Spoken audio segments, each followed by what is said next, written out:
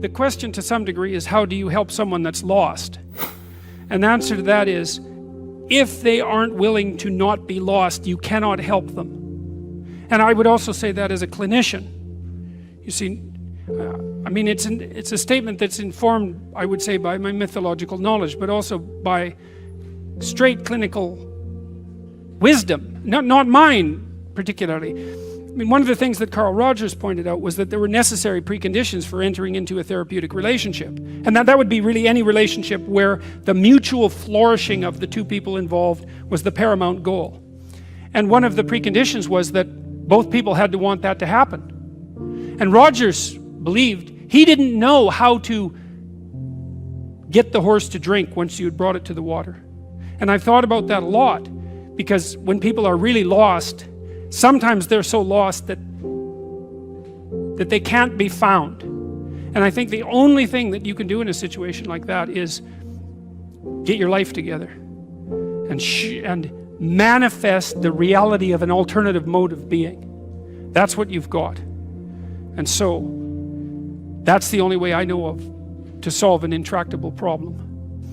Don't cast pearls before swine. And what that means is, if you're trying to help and it doesn't work, then stop helping.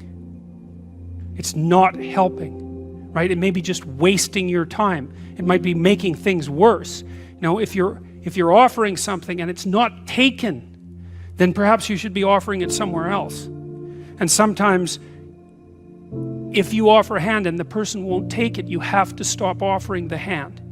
And then what you do is you go off and you have your life.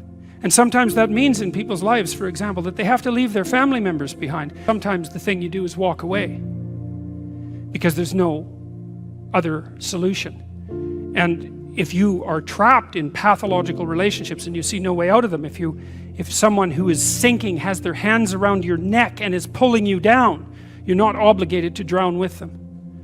You know, there's a rule too if you're a lifeguard. You know, some of you have had lifeguard training. How do you approach someone who's drowning and panicking in the water? Feet out, right, like this. It's like, I'll save you, but that doesn't mean you get to drown me while I'm doing it. And if it's you drown or both of us drown, it's you drown. And that's wisdom. That's not cruelty, right? So, yeah.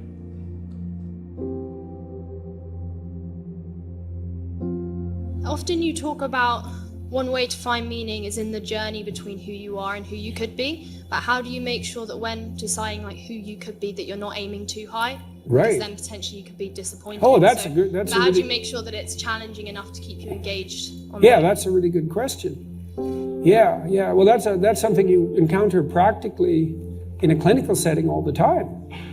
Well, you know, let's say I was dealing with a client, and maybe that was somebody who, say a man, 35 years old, he still lived at home. So he was too dependent. His room is a complete bloody catastrophe. And, you know, he's living like a bratty 13-year-old. And that gets pretty ugly by the time you're 35. You know, and he knew it, and I'm sure his mother knew it. Although obviously she put up with it, which was probably her mistake, at least in part. But maybe we decide, well, you know, let's start by cleaning your room. And so as a cognitive behavioral psychologist, you engage in a process called collaborative empiricism. And that's partly to solve the problem that you described as, well, how do we know we set the right goal? Well, we'd say, well, go try it. And just watch yourself like you don't know who you are, and come back next week and we'll see how you did. And maybe, I remember this one client, he came back and he said, you know, I went and got the vacuum cleaner from the closet, which is something I really never done. And I put that vacuum cleaner in the doorway of my bedroom, crossways, so it blocked the doorway. And then I just walked over it for a whole week. And like, he was completely nonplussed at his own intransigence. And look what he did, eh? He was so resentful and so angry that he, instead of vacuuming his damn bedroom like he planned, he just stuck the vacuum in his own way and then martyred himself over it every day for a week. It's like, okay then, we're starting to get somewhere with the whole you living at home thing here. And so, well, that was too high a goal for him. And you say, well, how do you know that? It's like, well, he didn't do it, did he?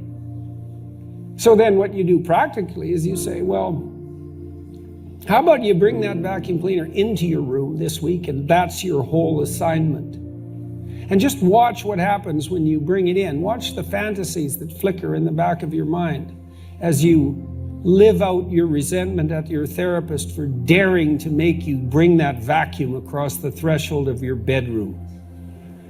And so if people catch those fantasies, whew, that's quite the bloody nightmare and quite the revelation to themselves, I can tell you, because you have to be one angry person to put a vacuum cleaner in your doorway and walk over it every day for a week. And so then we'd get somewhere. It's like, okay, now we're getting to the bottom of things, you know. But maybe the next week he'd come back, well, with the fantasies at hand and rather shocked as a consequence, but the vacuum cleaner was then in his room. And so he broke the threshold there, you know, and then maybe all he could do was sort out a drawer or half a drawer, something like that. So what you do is, you know, you pick a target that you think is probably reasonable, and you can negotiate that with yourself. And what I would do often practically with my clients is I would say, well, your life is not going very well, and that's why you're here. I mean, that wasn't a pronouncement on my part. And I would ask them, you know, what problems they were suffering from, what they were suffering from. But I would usually do a pragmatic analysis of the generic quality of their life. And it's not that hard to do. You can do this for yourself. It's part of this self-authoring program that I have online.